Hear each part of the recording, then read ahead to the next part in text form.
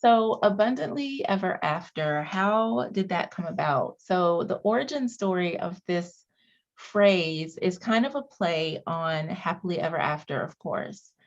Um, when I was thinking about my life and the things that I went through and experienced, where I wanted to be, and from now to where I want to be, I thought about, I was like, I just want to be happy. I just had gotten out of an abusive relationship. There was a lot of just chaos going on in my life. So I was like, I just want to be happy. And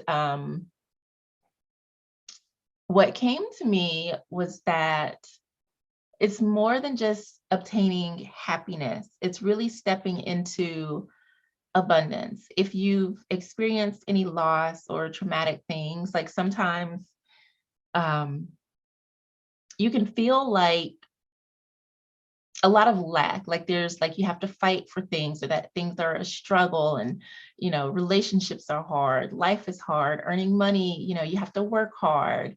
And I really wanted to clear out that old paradigm, that old energy of feeling like everything is a struggle, everything is a fight, I can only just be happy, when there is a plethora of goodness available to us in life. So, abundantly ever after was kind of like the transformation that I was striving for in my own personal life. And when I thought about it, like I didn't just want to be happy, I wanted to experience an abundance of happiness, and I wanted to experience an abundance of love, an abundance of money, an abundance of success, of travel, of joy, of connection, of community, of friendship, of new experiences, of positivity. You see where I'm going? Just like an abundance of the things that I want in my life. And so that is kind of how the abundantly ever after came about. And within my business, the Spiritual Love Sanctuary, the tagline is like living abundantly ever after, because a lot of times, if you've experienced some sort of, like I said, loss, trauma, abuse, heartache, any of those things, we can get so focused on, I need to heal, I have to heal, I've got to fix this problem, over living.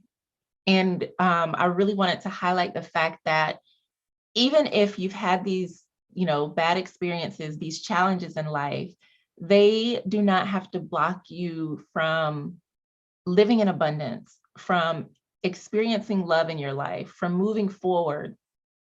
Many times, especially when with single moms, it's because I'm a single mom. So I see a lot of women who are like, I don't want to date like at all. Like I just want to focus on my children. And it's because we've closed our hearts in some way to love and relationships. And I get it, because there's a lot of feelings involved when you are a single parent, or just a parent in general, but specifically like with a single parent, because you're dealing with a lot more on your plate. So I see so many women who limit themselves from living, either because of finances, either because of someone hurt them to the point where they just are not willing to open their heart anymore. And it's like, we are alive, but we're not fully living because we're not allowing ourselves to experience the abundance that life has to offer. Another component to that is also finances, and that is because one of the things that limits women who are in unhealthy relationships or situations is not having the financial means or stability or freedom to uproot herself and invest in a new life, whether it's, moving, getting out of a home that's not a healthy, happy place, whether it's investing in, education, or starting a business, or a wardrobe, or whatever it is that's going to make you feel good.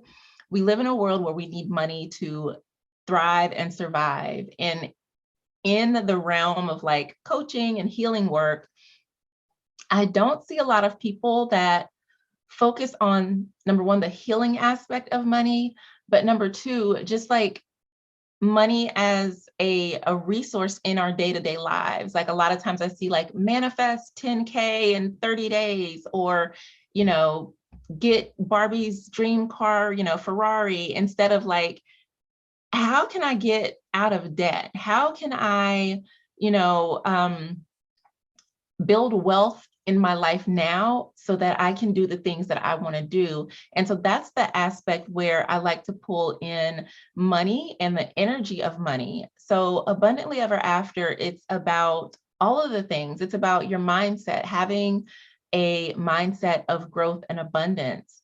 It's about love and relationships. It's about, experiencing love for yourself, having healthy relationships, whether it's with your children, with a partner, with friends, with family. A lot of times when we think about the word relationship, it's always like an intimate relationship or, dating. And we forget about all the other types of relationships that we have. We have, our self-loving relationship.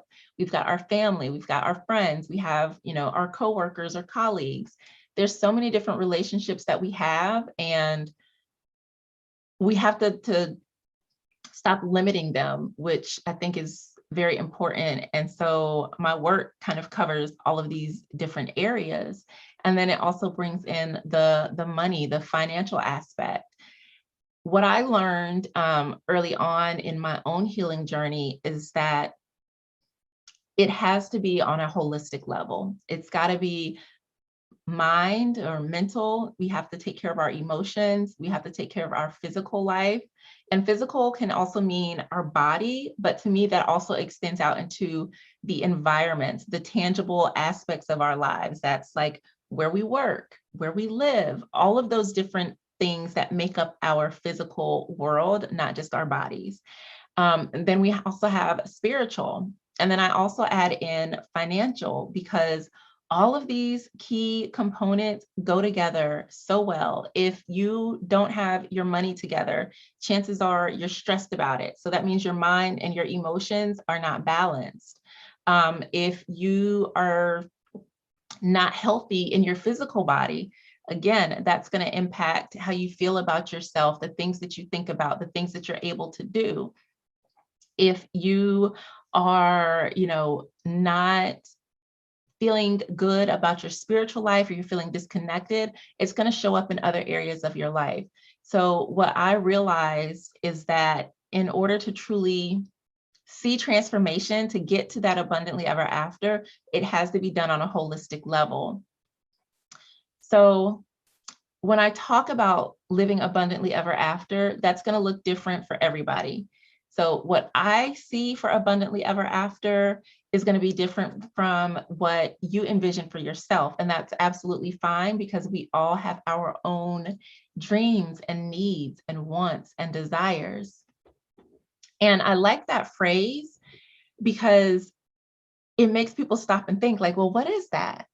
And oftentimes when I get people on like consultation calls and I'm like, what do you want for yourself? What is it that you want to do or experience in your life? Or what would living abundantly ever after look like for you?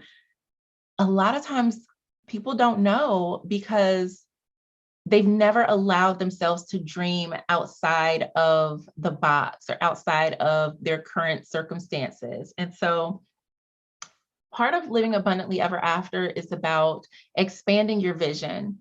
And when I talk about your vision, that is what's possible for you, how you see and think about yourself and your life and your future. And so we're going to do a little bit of that on the call today as well. And then the other part of that is activating your heart. And I call it activating your heart just because so many of us have had, our hearts broken or hurt in some way.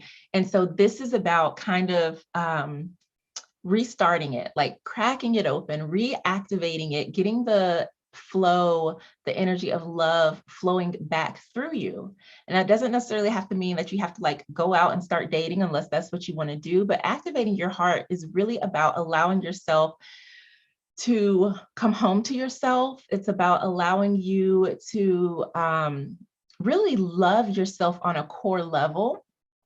Sometimes when we think about self-love, it's like, okay, I'm going to go to brunch with my girlfriends, or I'm just going to like, pamper myself. I'll get my nails done and my hair. And it's usually like the outer things, but really activating your heart starts from within. This is Sometimes not pretty work, but it's work where you are reclaiming the pieces of yourself that you've lost and learning to love those aspects of yourself, in addition to starting to evolve and become the woman or the you that you truly wish to be. So, yeah, there's a lot involved there. Like we talk about goal setting and all of that. And then it's activating your abundance. And that is, or unlocking your abundance. That's when you are able to receive. That is when you are going after your dreams. You're not letting your past limit you. You're stepping outside of your limiting beliefs and you're creating new stories for yourself. And you're really going out there and claiming what it is that you want. So if it's, a better bank account, you are doing what it takes to bring in more money. You're learning what you need to do in order to have that bigger bank account. So unlocking your abundance codes is really about you welcoming in the things that you want to see and feel and experience in your life.